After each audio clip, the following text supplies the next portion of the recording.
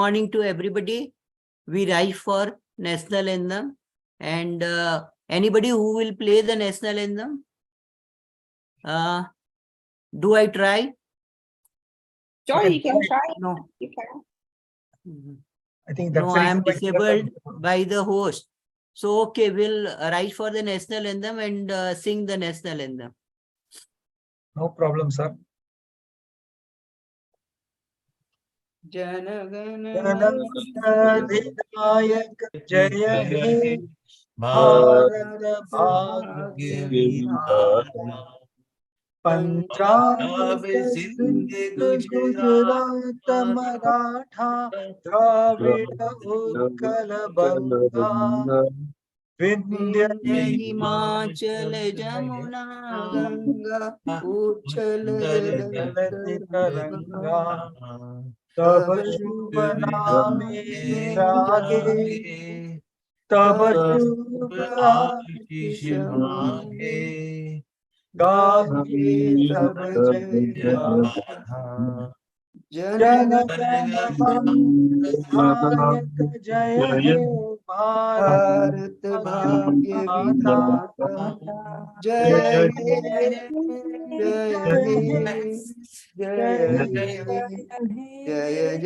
Jaya Jaya Jaya.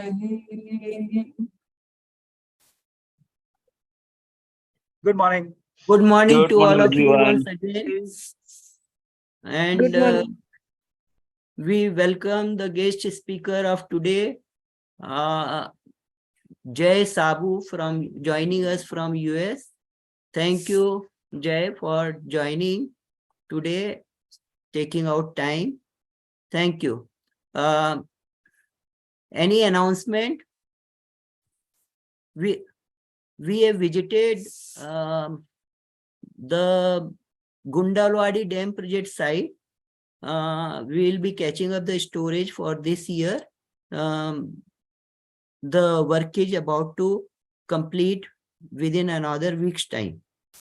And we have visited the construction site at our Gyandhara school also. The foundation work is complete and the work is going in good progress. Our Little Soldiers training has also started for 1800 students who would be, say, electing for good career going ahead.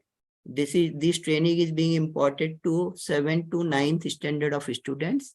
Thanks to Neeruji for sponsoring this project. Now, any other announcement by anybody? Okay, we come straightway to today's topic. There will be a fireside chat between Ganesh Natarajan and our guest speaker Jai Saboo. I am handing over the session to Ganesh for taking it forward. After introduction, he will have a fireside chat with Jai. Thank you. Sure. Thank you, Umesh ji. Hi, Jay, and hi, everybody. So, Jay, just to introduce you to this club, as I mentioned, there are about 45 members, and we have a very eclectic mix of very solid entrepreneurs. I mean, Mr. Mukesh Malhotra was on the call, is one of the founders of the Wakefield Foods Group. JP Shroff is one of our most senior real estate folks here. He's also on this call. And Neeru Goyal and her husband, who have this company called Euroshocks. And Neeru, of course, has been one of the most significant benefactors of this club. And for those of you who joined late, I just discovered from Jay, and in fact, Rohit also figured out that Jay's father was one of the Rotary presidents. When was it, Jay? 70s? And well, he was club president in 71. He became international president in 91, 92. Okay, that's amazing. So you're a great Rotarian to be here. He's also a Paul Harris fellow and everything else. And he has all the pins, and he has, like a good army guy, he has all the Rotary pins on his I put these on for the benefit of everybody. So that's awesome. And just to quickly introduce, as you know, most of the speakers I bring to the club, I have a long personal history with them. And Uma and I, of course, know Jay and his wife Pallavi for a very long time. And we actually did some joint work together on some defense projects in the US way back almost 15 years ago. And since then, Jay has, of course, been a very close friend. They have this amazing mansion in Chandigarh, which I was privileged to have dinner at once. And what I thought we'll do is, because Jay and Pallavi, because Pallavi is a chairperson of the company and Jay is the current CEO, but Jay has a track record of extreme entrepreneurship. Started off in India, moved to US, and today if you go to Washington, DC and meet any Indian entrepreneur, their leader is Jai Saboo for all the work he has done with the US government and what he continues to do in terms of building his current company, Harmonia.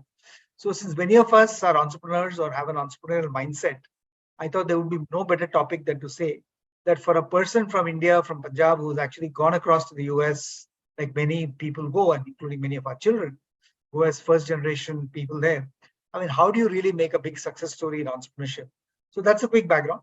So I told Jay we'll cover three themes. One is, of course, for him to talk maybe 15, 20 minutes about his own story and his own voyage of discovery, why he went to the US, I mean, what were the early experiences, good, bad, indifferent, etc.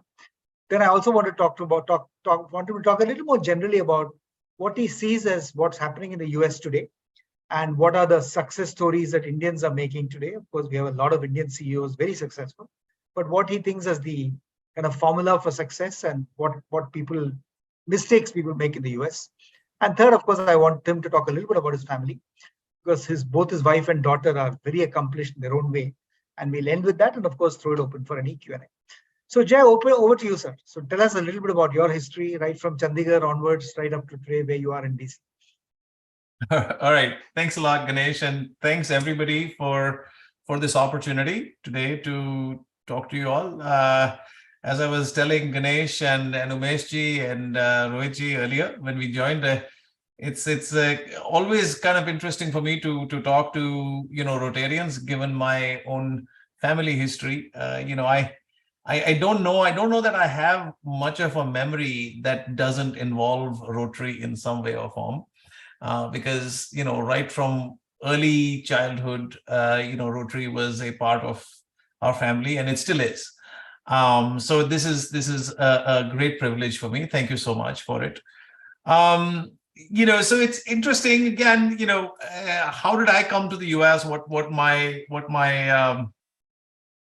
the compulsions that brought me here? In fact, Rotary had a little bit of a role in it, directly and indirectly, right? So part of what was happening was that, way back when I was growing up in Chandigarh, and, in the late 70s and early 80s, Chandigarh was a fraction of the size that it is today. It was a very small city. And my father was literally one of the earliest settlers in Chandigarh. How he got there is actually another very interesting story, but we leave that for a different time.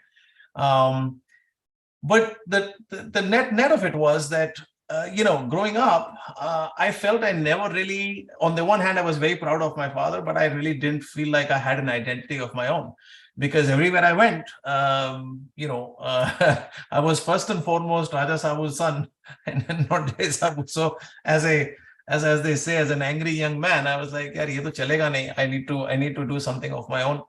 And of course, my dad had a very successful family business, but he and mom were very strict. They were very clear that there was no sense of entitlement. So one thing led to the other. After I finished my engineering, I decided that I was going to come to the US for at least a couple of years and strike out on my own, and then see what would happen next. And so I came here. And of course, my father was very clear. He says, "Look, you're the first person ever in our family to ever go out. So I need to be sure where you're going to go." So even though I got admission into 5 or 6 universities, the university that we settled on and agreed on was Virginia Tech. And the reason why we settled on Virginia Tech was because Dr. Bill Skelton, who was also a former president of Rotary International, who was a very good friend of my father's, was a dean at Virginia Tech. So my father figured that agar ye Virginia Tech jayega, then Bill will be able to keep a little bit of an eye on him. So he said that if you're going to go, then the only university you can go to is Virginia Tech. I said, that's fine. So I landed up in Virginia Tech because of Rotary in some ways. And of course, so for me, it was very important that, and part of it was the training that I had received from my parents and my grandparents, that I wanted to do things on my own. So I actually, when I came here, I didn't really have I didn't have a teaching assistantship. I didn't have a tuition waiver, but I was determined that I was going to pay my way. So for the first year, I think it was actually about 18 months. And I don't know, Ganesh, if you know this either, but for the first 18 months, I actually was working on campus. I was working 20 hours a week washing dishes, in the dining hall. And at that time, it paid $3.35 an hour. And calling back into India was it for the first minute, it was $5.42.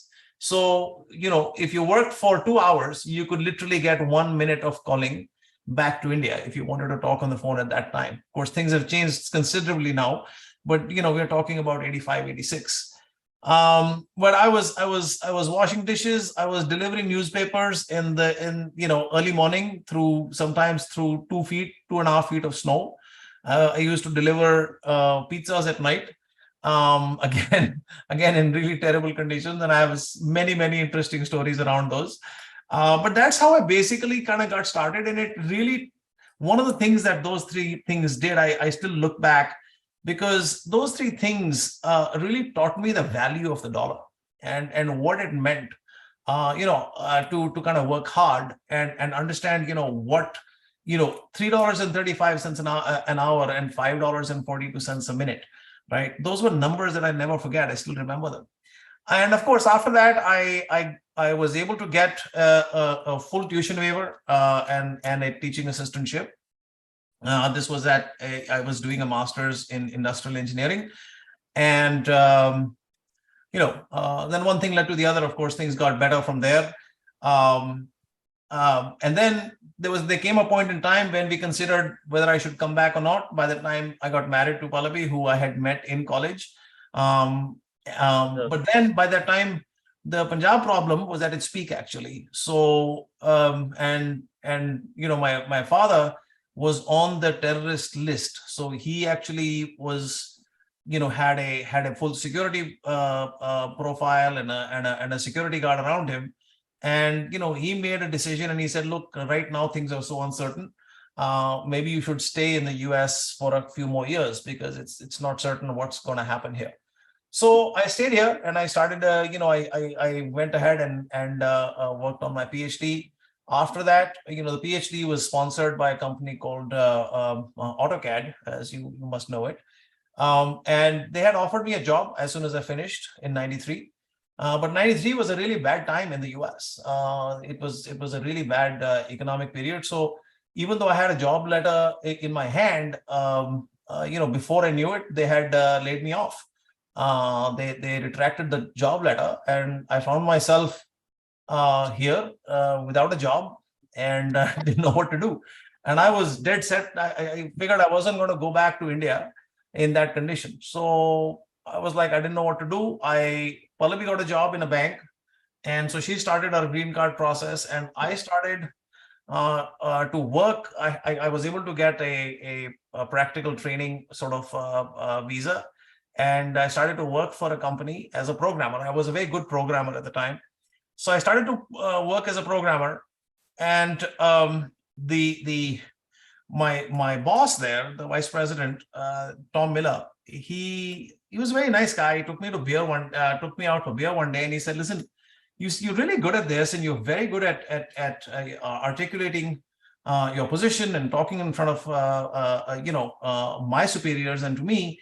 Maybe I need some more developers. Maybe you should make a business out of this." And I was like, well, sounds like a good idea. So one thing led to the other. I incorporated. And before I knew it, I had 10 or 12 developers working for me. And that was my first entrepreneurial venture, Concept Software, which I started. And of course, then I built it up and sold it Which year was this, Jay, when you started? When I started it in 94. Okay. And of course, I sold it in 98, which was a good time. This was the .NET boom. So I sold it at that time. one of the interesting things that happened, right in between Tom Miller, about 2 years after that, I really kind of grew with that company. And Tom Miller, he decided he was going to quit. So he called me and he said, I want to take you out for beer one more day. And I said, sure, let's go. And so then he came back and he said, look, do you mind if I give you a piece of advice? And I said, no, not at all, Tom, you've been great to me. And he said, and he was a Southerner, a Southern from the southern part of the US. And he says, he had this very, very classic Texan drawl. And he said, just remember this, pigs get fat and hogs get slaughtered. And, so I'm this desi guy, I'm listening to this and I was like, I have no idea what he's saying. Pigs get fat and hogs get slaughtered. So he must have detected the blank look on my face. And he said, you didn't understand, did you? And I said, no, I didn't. He says, just remember, you're doing really well with your company. Remember to share the wealth. Because if you keep all the wealth to yourself, eventually that'll be your downfall. Remember to share the wealth with your people and you'll do well. So that was his thing. It was his way of telling me that. But, all these years later, some I don't know what, 30 years now later, these things have still, these were like things that kind of formed my thinking here in this country, and it has served me well. Concept was the first company that I built and sold. After that, I got together with 3 or 4 people and we started a B2B venture called Installation Included. We got about $20 million in funding at that time from Pequot Capital and SoftBank. And of course, that, we had our own challenges with that company because 9/11 happened. And 9/11 was another, extreme period. In fact, I should show you something, by the way. This will be very interesting for some of you guys if I can find it here. Just give me a minute. Yeah, so I don't know if you guys can see this. It's a boarding pass. I was actually on a flight that morning, 9/11, from Washington DC to New York. I was sitting in the American Airways, USA lounge in DCA. When the first plane went in, I didn't know what it was going on. I just figured everything was going to be a problem. So I tried to get out. I was driving out and I actually saw the plane go into the Pentagon. It was the scariest period. I've never been more scared because I saw this thing happening. There was smoke coming out of the Pentagon, lots and lots of smoke coming out of the Pentagon. And then they had these F-14s that were whizzing overhead, crossing DC at heights that must have been like less than 200 meters or something like that. And so I was like, man, I don't know, we are under attack. There's going to be a nuclear attack. I don't know what's going to happen. Cell phones were not working. It was another crazy time. Anyway, so, we did build that company. I sold that. That company sold in 2003. It was called Installation Included. In fact, it was a precursor to a lot of the things that we see today. It was basically, the idea was that if you bought something, for example, if you bought a TV or you bought some blinds and you wanted installation of those when the product arrived, we had built the engine that would connect you with a handyman who would come and install it for you. So of course, it was a little bit ahead of its time, but it eventually became the precursor to a lot of the services that companies like Best Buy and Home Depot offer today. After that, I kind of joined a private equity group for a while. It's called Milestone Equity Partners. I was a partner there. I really didn't like that. It wasn't any fun. I was really born an entrepreneur. I had entrepreneurial blood in me, I guess. So one thing led to the other, and in 2004 or 5, I figured I want to go back to India and do something there. So I came back, and of course we had a pretty substantial family business. So my brother told me there was a chemicals business. It was a very small business that was about, at that time it had a turnover of only about 2 crores, but it was a specialty coatings business. Specialty, it was coatings in industrial applications, right? And so I figured, why not? I wanted something that was going to put me out of my comfort zone. I took that up. Organic chemistry was a subject I never understood. This was organic chemistry. It was in India. So I took it up. It turned out to be a very, very, very good opportunity because it allowed me to come back to India over the next 10 years. We built that to becoming India's #1 specialized industrial coating company. In 2016, we sold it to Berger. to Berger Paints, and so it was a fantastic exit. It was almost a 50x exit, and then by that time I'd also, and again, I had kind of set up a management team and everything in India. I wasn't involved in it full time. By that time I was also helping Pallavi. We had acquired this company called Harmonia in 2006 here. It was also a tiny company, so I was beginning to help her build that. Harmonia was right about less than $1 million. It was actually $300,000 in total revenue in 2006, with a massive amount of debt when we took it over. So over the past 15 years or so, we've built it up, and it's now about $100 million in revenue every year. And we do a lot of work with the Department of Defense and the Department of Homeland Security, and also some of the intelligence agencies. We have a top secret clearance. So it's been a really, really fantastic ride for me. Again, our businesses in India are thriving, which of course, I am a part of. I'm on the board of Kamla Dials, which is, it started off as a component manufacturer for watch components, but it is now into precision manufacturing. We are supplying to Apple and to Tesla and Airbus and many other majors. It's a really good success story around Indian manufacturing. And our other business is Ethos Watches, which is in luxury retail, which also went public last year, and it's actually one of the better performing IPOs from last year. I believe it's up about 70% from last year. So it's been overall, it's been a fantastic ride. I'm very privileged and feel very, very honored with all the success that God has given us, both here and in the US and in India. And we'll see where the next 10 or 20 years takes us.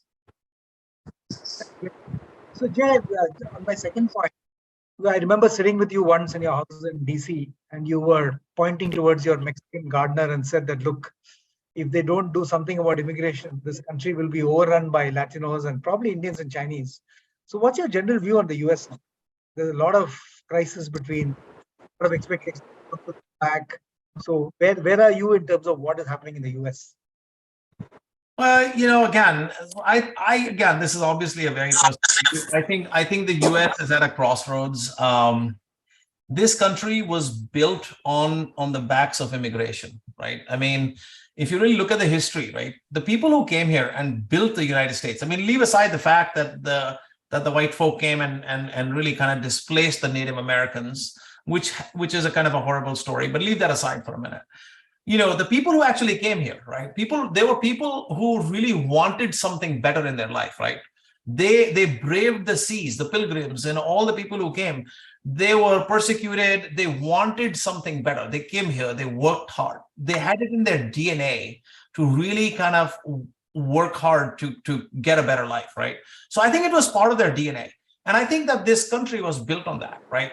And so the history of that, US history is immigration based. And then remember, right after the Second World War, they opened the borders when so many engineers and doctors, even from India and China and everything, came here because there was a need. And they built the fabric of this country. Now, I think what has happened is that this country has regressed, right? I mean, I still believe that they I think that they've become a very, very religious religion-focused country, and it's going to hurt them because they don't have enough people. In my view, again, nobody's listening to me, and they shouldn't probably. But in my view, this country really, what they really should be doing is opening the doors to 25 million people. This country has fabulous land. It's got the most arable land in the world. It's blessed with just fantastic resources, natural resources. It needs people.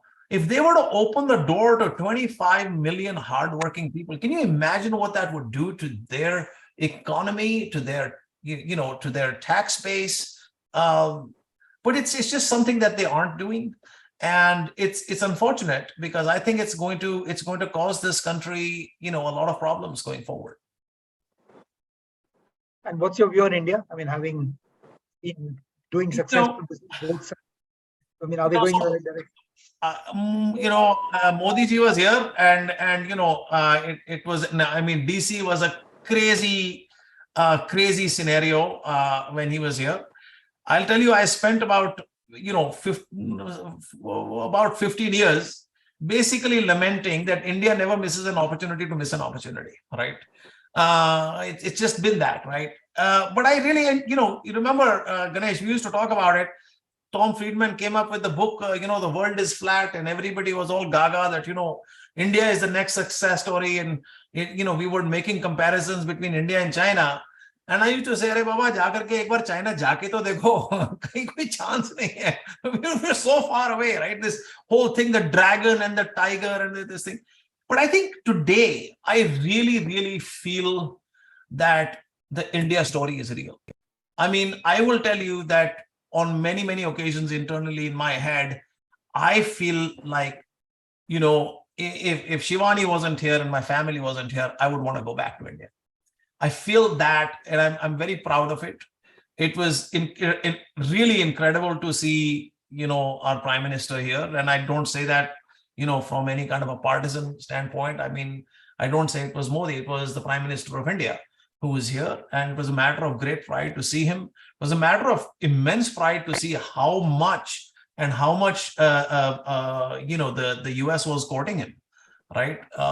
And so I think, this is the next 2 decades are our decades, are India's decades. We just have to keep doing what we're doing, right?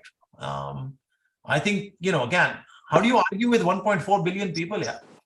Bloody, we're soon going to be about 25% of the world's population. What the heck? You don't argue with that. No, that's absolutely true.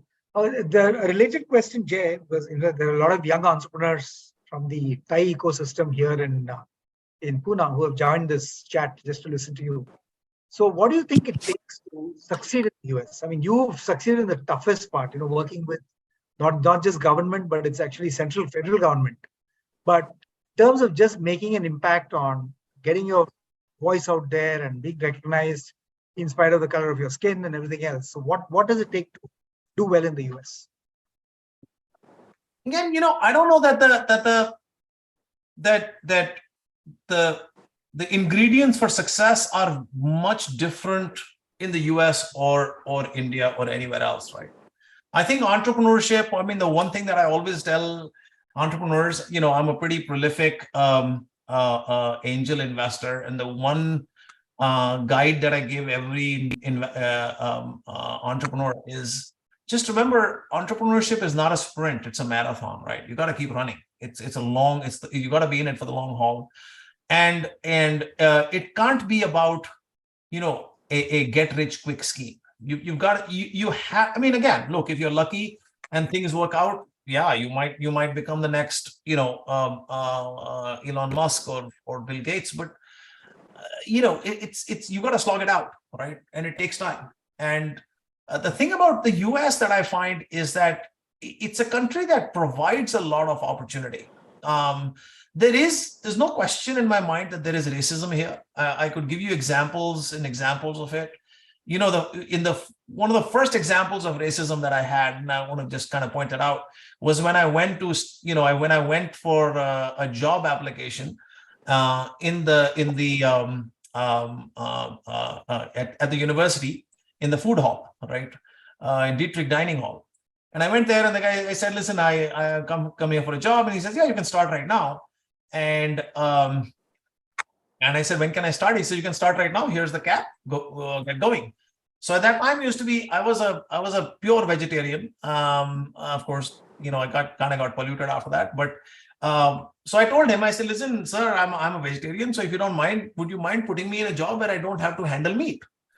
And the guy gave me a kind of a grin that I didn't recognize. He says, "Oh yeah, sure." And he says, "You go down those steps and tell them you're station number 4.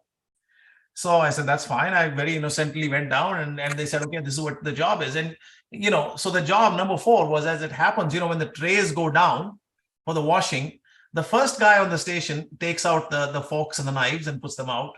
The second guy takes all the glasses and shoves everything that's in the glasses into the tray and then takes the glasses out. The third guy takes everything that's in any bowls and puts them in the tray and puts the bowls out. Then the next guy takes the plates and puts everything in there. So now everything that's left is in the tray. And so all that stuff has to go into the massive grinder. Okay, there's only one thing that doesn't go through grinders. Guess what that is, right? It's the bones, right? So my job, the job that he gave me, and he made me do that for 10 days, was I had to pick the bones out of that gunk with gloves, of course. But I mean, that was his way of basically, just because I had requested that I don't want to handle that, he kind of put me to that. So the point is, racism is there. I have so many examples of that. Look, I think in some respects, some kind of bigotry will exist everywhere. I think you've got to look past it. You've got to look and see. I think this country does offer, if you're willing to work hard, a very, very, or relatively speaking, a very even playing field. And, if you're willing to work hard and do your bit, you will be successful. Now, to what extent you're successful, I think luck plays a big role in that, right? That's true for everybody. But I think that the ingredients are the same. You've got to stick with it. You've got to be very, very rigorous in how you do it. You've got to be very disciplined. And really, I think the more important thing that I learned from Tom Miller is you've got to be willing to share the wealth. If you do, people will stick with you. And if people stick with you, you'll create a fantastic team and a fantastic success. And Ganesh, you're a great example of that, man. The team you built at Zensar, they still, I mean, you talk to any of them, they still have some fantastic things to say about you. So it.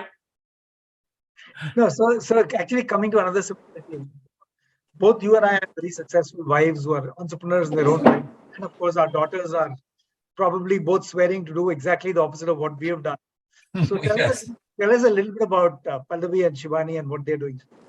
Yeah, so Pallavi and I, we have worked very closely together. In fact, Harmonia, the company that we have here was largely, built and driven by her in earlier years. And, I helped her a little bit with it, but, this has largely been her sort of child. And of course, now she's taken on to a little bit more of social causes. She's very involved with the Harvard Business Club. She went to Harvard, the AMP program there. And I hope she's not listening, because she vehemently denies it. But I think that she's got some political inkling. I think she wants to get more involved in the political environment here, because we are increasingly of the opinion that, as a community, we have created so much wealth and so much influence here, but we really do not have a commensurate representation and influence in the political dialogue here. So I think that she's really, I think, slowly but surely kind of dabbling in that and building into that. Our daughter, as you said, I think I think that they want to go the opposite way. Every time I talk to our daughter about entrepreneurship, she's like, no, that's for you guys. That's not for me. But she, I think, also has a very strong political leaning. In fact, she won her first local election a couple of years ago. She's right now a senior financial analyst with BlackRock in New York City. But she does have very strong opinions, which shouldn't surprise anybody given her parents. But we're very proud of her. I think she's an ardent Democrat, in part because she has a very liberal social viewpoint. And so she's, so far an ardent Democrat. I feel like that will change a little bit when she starts to earn more money and a lot of the money goes into taxes, but we'll see how that goes. That tends to change over time. So now that it looks unlikely that we'll see a Kamala Harris as president, maybe we'll see a Shivani Saboo at some point of time. Who knows? Who knows? Again, again, from your mouth to God's ears, if it's not a Shivani Saboo, I hope it's some other young lady from, our community. I would be very proud of that. I don't think Kamala Harris has much of a chance, but you never know. Great. So I'm going to stop here and hand it over to Umesh. So guys, any questions at all? As you have heard, Jai Saboo, very much one of us, Rotarian family, and of course has done extremely well. He's been underplaying what he did. But as I told you earlier, he's almost like the icon for all entrepreneurs in Washington, D.C. and in fact, a lot of places, the East Coast as well. And his wife, of course, Pallavi, was kind enough to, as former head of the Harvard Business School, she only hosted our book chat that we did in Washington, D.C. about 3 months back. So it's an amazing story. So I'll leave it to you guys. Any questions, anything you would like to know about the US, about the sub or Rotary, just feel free. Yeah, Ganesh, Yes, sir. look at that. You were expecting 16 members, participant members. We have 32 members. The popularity of joining. Jai Saboo. So we have many guest members also here. Any member who wants to know something from Jai is welcome to have a question or query. So the fact that Vikram has put on his video means he's asking a question. Go ahead, Vikram. All right, Jay, that was a very nice chat, and thank you for spending your time with us. I just wanted to, wanted your take on this so-called winter that is happening in Indian venture financing, or in financing Indian ventures, that may be more specific. So even private equity is going slow, and I think there is a general feeling amongst investors that Indians have been perhaps hyping up their stories or cooking their books, and we are not the best people for them right now. I wanted to hear your take on that. Well, again, I won't profess to be a financial expert on it, but I will tell you that I used to be a part of the Indian Angel Network. In fact, I was number 6 on it for the longest time.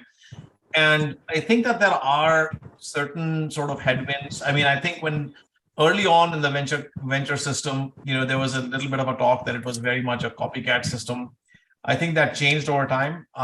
But I think there are certain things, looking at it from my own standpoint, part of the problem that we see is that for any money that we're sending from here, for any gains we get, it seems to be getting equalized by the devaluation of the rupee, right? So it becomes a real challenge, right? Just from that simple standard, at least in terms of people sending money from here, right? The second thing is that I think it's still navigating the Indian rule book on investments, right, is very, very hard. They keep coming back with all these very complicated mechanisms, tax deducted at source, TDS, and stuff like that on investments. That makes it very, very hard for people to sort of comprehend it from here. And it gets to the point where, as an angel investor, I mean, maybe if somebody was investing, $20 billion or wanting to do a large defense deal, that's a whole different thing, because now you are working directly with the government, and the government is facilitating that. But for the smaller deals, after a while, it just becomes very enervating, right? It's just like, I don't want to deal with this. I don't know why I'm dealing with this. I don't really care to do it, right? It just needs to be so much simpler. I mean, something as simple as options. Again, in just trying to open a company, you talk to anybody and say, look, I want to be able to motivate and incentivize the people and make them part of the success story. And it is incredibly hard. I mean, the whole options thing is a complete disaster from what I can tell in India, right? So I think maybe it's just that there is such a big difference between how we operate in the US and sort of in Europe, and how India, the Indian government wants to operate. I'm not making, this is not again, maybe the Indian government is entirely right in what they're doing, but it's just very different, and it's very difficult.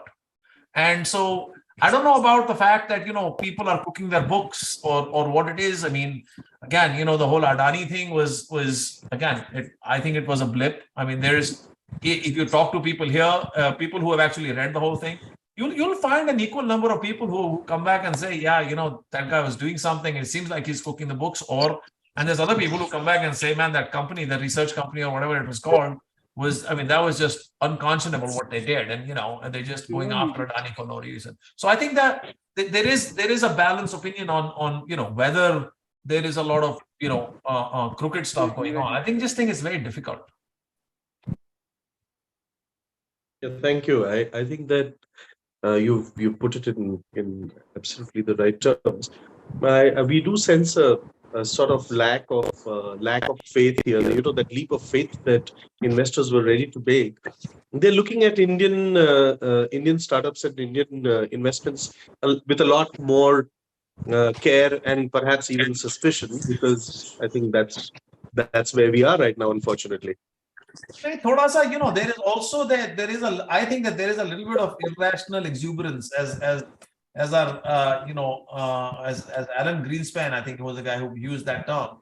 When you look at that valuations for Nykaa and some of these Paytm, I mean, those valuations are completely nuts. I mean, it reminds me of what was going on at that, during the .com boom, right? I mean, companies had like 1000x valuations. I don't see how you value that, right? What's the company, Ganesh? The one that is in the education space, that is Byju. Yeah, Byju. That's almost imploding. Yeah, 22 billion valuation, now down to 6 billion and counting. Yeah. So I mean that, so when you see that kind of stuff, it's going to cause a little bit of pause. But Jay, if I may, you are the guys who create those valuations. I mean, you come in with those investments and say, okay, here's 10 million or 100 million that values you at 5 billion. That, I think, some of the problems are created from there, from over exuberant investors as well, because there's this great hype that they need to exit at a particular level and keep driving valuations upwards. And the entrepreneur is usually, he's not an expert in those things, and he's just there for the ride, and he's being carried along, and he probably gets carried away as well. No, I don't dispute what you're saying at all. I mean, again, when there is a surplus of cash sloshing around, people are going to start to put that money in. They'll give that valuation. It doesn't matter, right? Because everybody sees the Indian market as a giant market. I mean, think about it, right? The US is 330 million people. The India is 1.4 billion people. If you were to, I mean, just not to actually do it, but if you were to actually just completely ignore the bottom 500 million people in India and say that they don't even count, of course they do, but let's say that you say that, you still have an economy that's twice the size of the US economy, when, from the time that it's the size of where the US was, say, 30-40 years ago. So you can see what they're looking at. They can see, my God, I mean, if that consumer economy takes off, of course they can see they've got stars in their eyes, right? So yeah, investors are absolutely a part of that. But so are they. I mean, it's incorrect to say that the entrepreneurs are just there for the ride. Look, if it's too good to be true, it's generally too good to be true, right? So if somebody comes back and tells you that your company is worth 22 billion, if you want to believe it, that's okay. That's fine. But at some point in time, some level of common sense has to set in as well.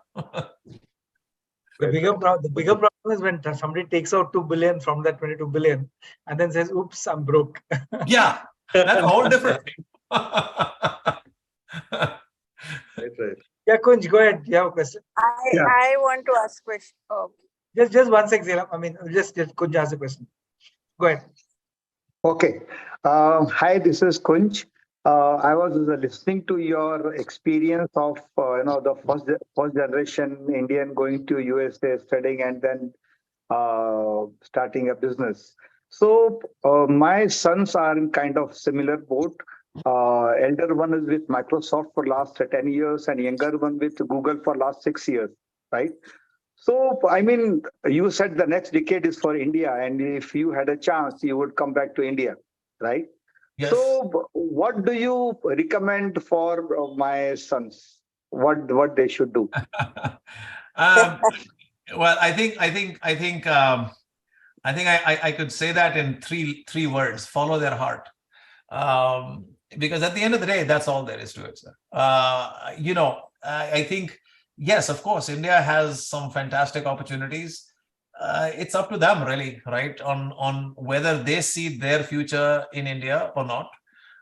Certainly, if they were to talk to me, I would tell them to look hard at that, because I do think that India is definitely the land of opportunity. And I will say this also. No matter what, right? When I talk to people, I always say, the US is my homeland, but India will always remain my motherland. The fact of the matter is, you can take the Indians out of India, you can't take the India out of the Indian. The US is, even today, I can just tell you, I'm very comfortable here. I'm a very proud American, but these are not my people. They never will be, right? And that's just something that I guess after being here for 40 years, you come to that realization. Maybe it's something that they should consider, but ultimately they've got to follow their art. Okay, thank you. Yeah, somebody had a question earlier. Okay. Can I ask which? Yeah, go ahead, sir. Yeah, I completely agree with your thoughts on homeland and motherland. I have stayed in US. Anyways, you said India's story is real. It was UK, then US, and then China story, and people are talking about India story. So what are your thoughts? Because Indians are confused, I feel. There is positive and there are a lot of negative. Will it be India's story in next decade? Or what are your thoughts on that? I wish I had a crystal ball. I think it's up to us, right, as a people. I think it's up to us as a people on where we want to go. It always is that, right? And I really do believe when I come to India now, it excites me to see. I mean, there are things that I scratch my head at, right? I mean, traffic is something that it's just like, you look at it and you say, how is this country operating? But, it's fantastic to see how much progress we have made in infrastructure. It's fabulous to see the story of Vande Bharat, the train, to see what we are doing with the rail network. It's fabulous to see how our overall sort of air network is growing, how our manufacturing is finally taking shape. And frankly, it's really good to see how the youth of the country have come on their own. There is a sense of pride. There is a sense of pride that says, what's wrong with English? I mean, really, 20 years ago, 10 years ago, we were apologizing for the accent, for our Indian accent in English. And we're not apologizing for it anymore. Why should we? Right? English became a universal language. That's fine. If there can be American English and there can be a Latino English, or why can't there be a Hindi English or a English version of it? So I think that there is a sense of pride, and I think that is a big part of what I think is going to propel us forward. I'm very bullish on it. Yes, my son is studying in university in US, and he said, "Mama, I didn't like US. I want to come back to India." I think that change it has brought probably. Oh, that's interesting. Rohitji, you had a comment? Yeah, I had a comment. Jai, you brought us back the memories. I'm sure Rashmi Bhai and Tony will also agree with it. The memory of Rajaji visiting our club in the very beginning. It was a big occasion for Riverside that day. And you brought the memories today again. Thank you. Thank you. I will pass on your comments to my father, sir. Jay, I have got a question. Ji. You mentioned a number of times that you have to share your wealth while having the growth.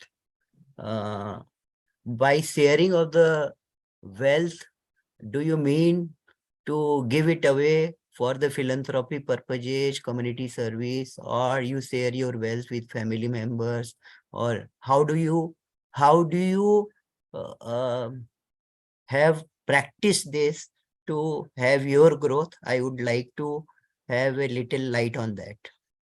I think so that it's multifaceted, right? At least the way I have seen it and I have interpreted it for myself.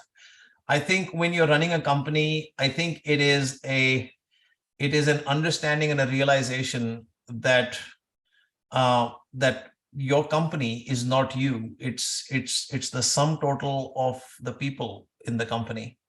It's all of them that come together. It's not the product, it's the people, right?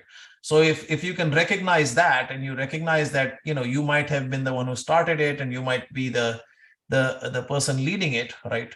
But without your team, you're nothing, right? So if you can understand that, then it stands to reason that you say that when there is success, then a part of that success belongs to them. And that doesn't translate simply to giving them kudos and saying thank you. It translates to money and creating wealth for them as well, because ultimately our lives are driven by money, whether we like it or not. So that's one part of it, right? And it has been something that is core to our philosophy. Even today, we have a large part of our company that is given out in options to our people. So if there was ever, when there are dividends, or if there was ever an exit, they make money. When I sold my company in India, the coatings company, every single member, including every single blue collar worker, got a minimum of 3x of their salary, right? When the exit happened, right? There are people who still, after 7 years, 8 years, they meet me. This time I went and somebody came up to me and he said, he was an older to me, and he guy came and touched my feet and he said, "Aapke karan maine ghar khareed liya," right? And it was something that actually kind of moved me, right? But that's one part of it. The other part of it is, of course, that there comes a point in time when you understand that you have enough, right? And there are people who don't have enough, and yes, it is important to participate in my father, I think, there are. In background, some sound is coming. I request all the members to mute themselves. It's Tony. Anyway. So I think giving to philanthropic causes, I think, is a very noble endeavor. I've learned that from my parents, and I think you give both in terms of wealth and time. As I'm sure some of you know, over the past 27 years, mom and dad have completed 57 medical missions to parts of Africa and in India, all under the auspices of Rotary. So they've given their time. But they're also, they are Arch Clump Society members. Pallavi and I are Arch C Clump Society members. We're very proud and humbled to have been able to give to Rotary projects. I'm also on the national board of Pratham USA, which is doing a lot of work in terms of education in India.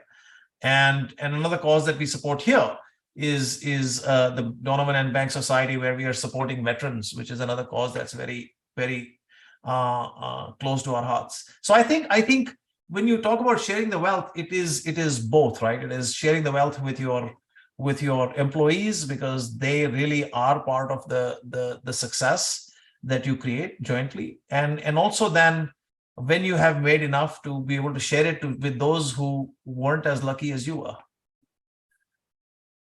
That's wonderful. Thank you. One last question we can have, and then we can close the session. Anybody? Yes. Yeah, please go ahead, Milind.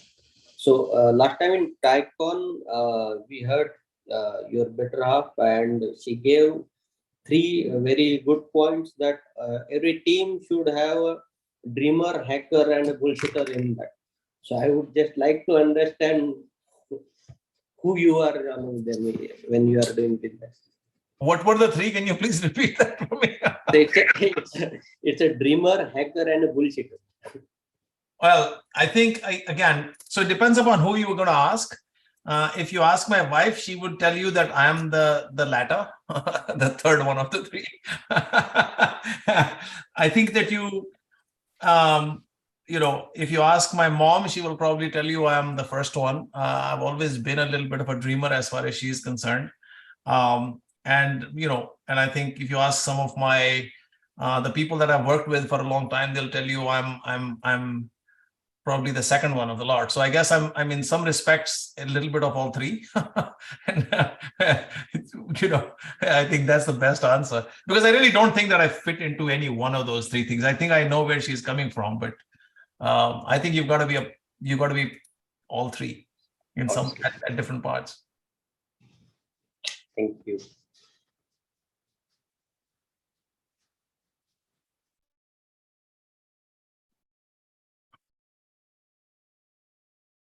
Now, Umeshji, over to you. Yeah. So now we will go straightway to offer vote of thanks for this session.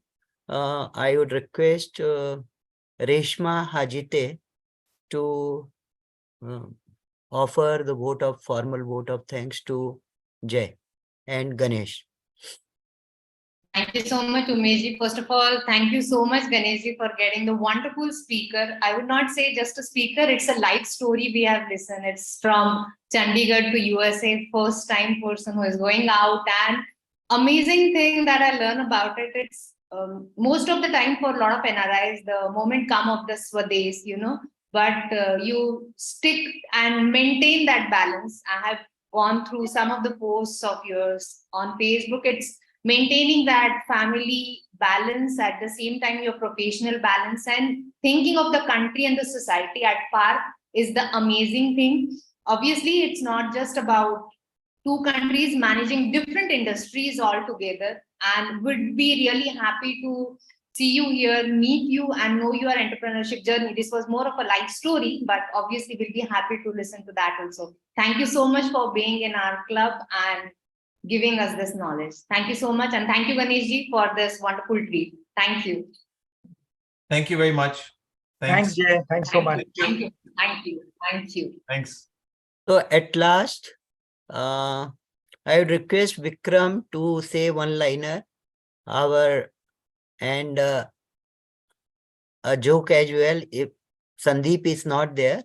So if he can offer the joke, then also it is welcome. Okay. So my one-liner for the day is: we are always planning, so we are always getting ready to live, but we're never really living. Take that. Wonderful. So let me, if you don't mind, I heard something. You might have already heard it. It's a nice one-liner. I'm sure all of you are very familiar with Ajit and Ajit one-liners. Yes, of course. So this is, I got this from somebody with a big giant picture of Ajit, and it said, China के पास एक वाल है, लेकिन India के पास 2 वाल है. Oh my God.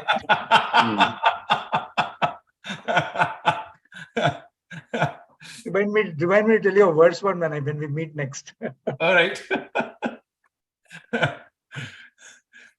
So with this lovely life sharing opportunity, what we have got, I adjourn this meeting, and bye-bye. Thank you. Thank you.